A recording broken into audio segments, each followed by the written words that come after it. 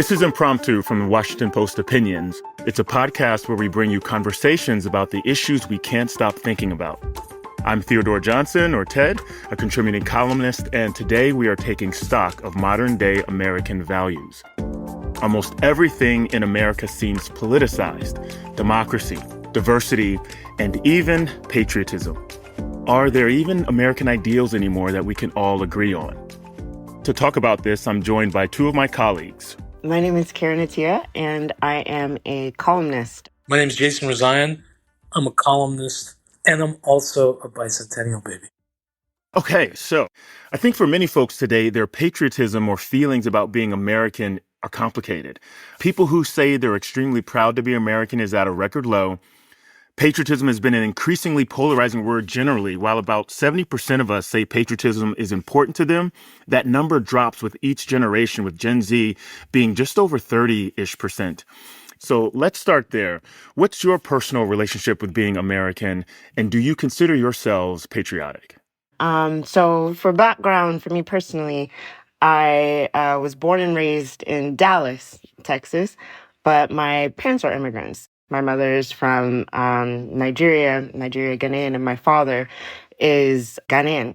So I actually grew up aware that my family was quote unquote from somewhere else, but that America was the place where particularly like my father got to chase his dreams, sort of got to get an education. And I still remember when my parents finally got naturalized back in the 90s. Right. And particularly my mom really did adopt maybe the form of quote unquote patriotism that people think of today, which is like ideas of what it means to be American culturally. So I'm thinking of like being really interested in football, the Dallas Cowboys. Like she can, even today, she knows the stats of all the players, all the rankings, like more than anyone. Super into NASCAR, country music.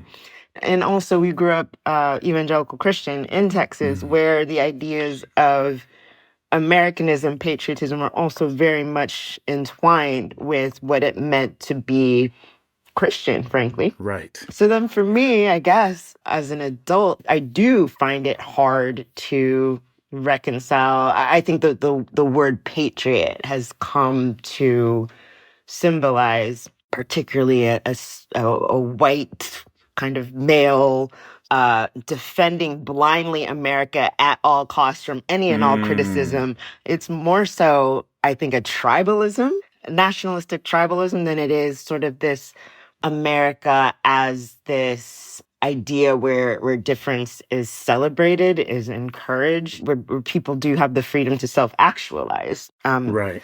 I think America has beautiful ideals, but whether patriotism is the way to reach those ideals, I don't know.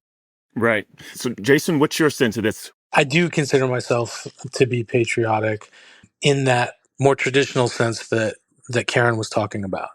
For me, what it means to be American is not only an opportunity to self-actualize, an opportunity to come up against and intermingle with all comers, people from all over the world, of all stripes, all colors, all beliefs, and to do so in a way that is not necessarily validating of each other's differences, but accepting of them. That's what America is to me. And you can't tell me that it was set up to be something else. I've experienced that in my life in many ways, in diminishing ways in recent years. So while I agree with Karen that, in some spaces, the idea of patriotism has turned into this other thing, right? About kind of Right. muscular defense of your right to bear arms. I just don't think that that's what it actually means, right? And Right. I'm not going to let anybody in my life kind of take away and redefine for me what it means to be patriotic, right? That nationalism, I don't think that we were a really nationalistic country. And I think that that was what was great about the feeling of being proud to be American wasn't, hey, we're American and, go F yourself. It was more, you can come here and And make it too. do what you want to do. And nobody's going to get in the way of you doing that. Yeah. So I'll tell you, for me, being American is the only thing I can be. And I am proud of who I am and how I was raised and the people that raised me and the cultures that I belong to. So I'm extremely proud to be an American. And there's not any other thing I would rather be.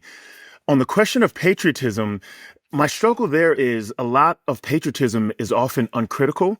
And so it's as if you are patriotic because you think your country is perfect or because you think your country is so exceptional that everyone else to sort of get out of its way and allow America the spotlight. And I'm not that kind of patriot. I'm the kind of patriot that loves very much the country that I was born in, belong to, have wore the uniform for, but also recognizing it has fallen very short as a black man who's been pulled over 40 times by police in the 30 years he's been driving.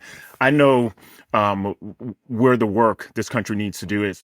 In 1955, James Baldwin writes in Notes of a Native Son, "I love America more than any other country in the world, and exactly for this reason, I insist on the right to criticize her perpetually."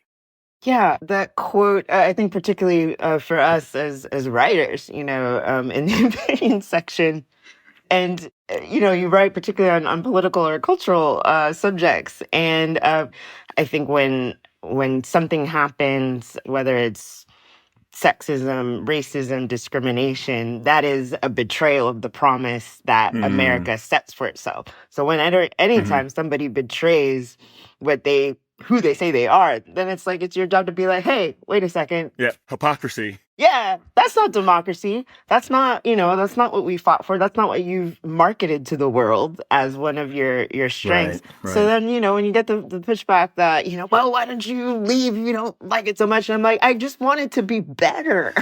Right? Right. Okay, so I want to talk more about how we take all the good and the bad about our history and our current politics and how we move forward. But first, let's take a quick break.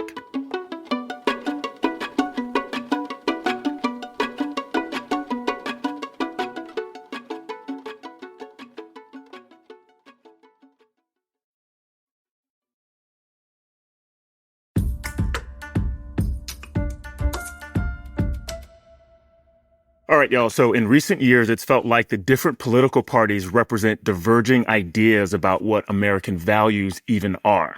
So I want to get your sense on how that's affected patriotism, our sense of, being proud about being American, and how politics has encouraged a division on how we see these things instead of being a uniting force.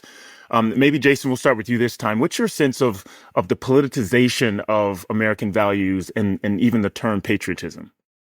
I think it's become so divisive, and I think we have to look back at the fact that our levels of education are decreasing on a really Mm, sort of epidemic level, right? And so when I hear someone who espouses freedom and liberty through the ability to buy guns because our founders said that you have to have guns, so if the government gets too crazy, you can storm the Capitol and kill them, right? Uh, I don't think that that was the plan. And I remember civics class, right? That's not what they were talking about. So I think we have to kind of look at education as a core challenge of where we're headed. But I do think that the country is more divided than it's ever been in my lifetime. Yeah, it's so interesting.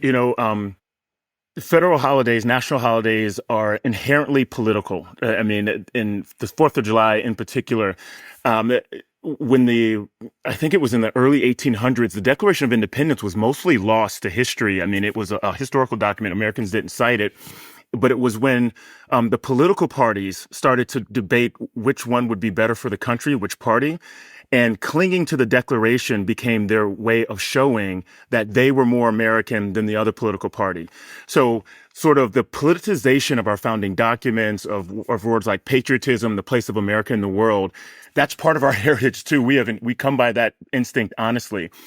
I think the problem we're seeing now is that the symbols have been hijacked by one side, and if the other side were even to try to grab onto it, it would almost seem like they're undermining the very things they're working for. It's almost as things like racial justice, equity, diversity are things that run counter to things like democracy and patriotism when in fact they're quite aligned. So my biggest issue I see with the politicization of patriotism is that the incentive structure encourages a sort of hijacking of national symbols that are supposed to bring us all together for political purposes in order to divide us and for one side or the other to grab onto power. And sort of the way the political parties grab onto patriotism, that tends to be the right-wing side of politics in countries around the world.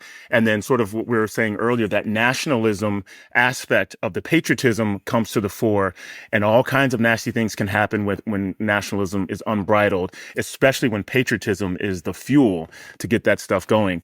I think one thing about America that we sometimes forget, particularly in Washington, is that America is massive. And we have like very regional differences, regional like subcultures within America that I don't really always think it's so much of a red blue thing as it is like we have very different Americas that don't connect with one another like in many ways, right?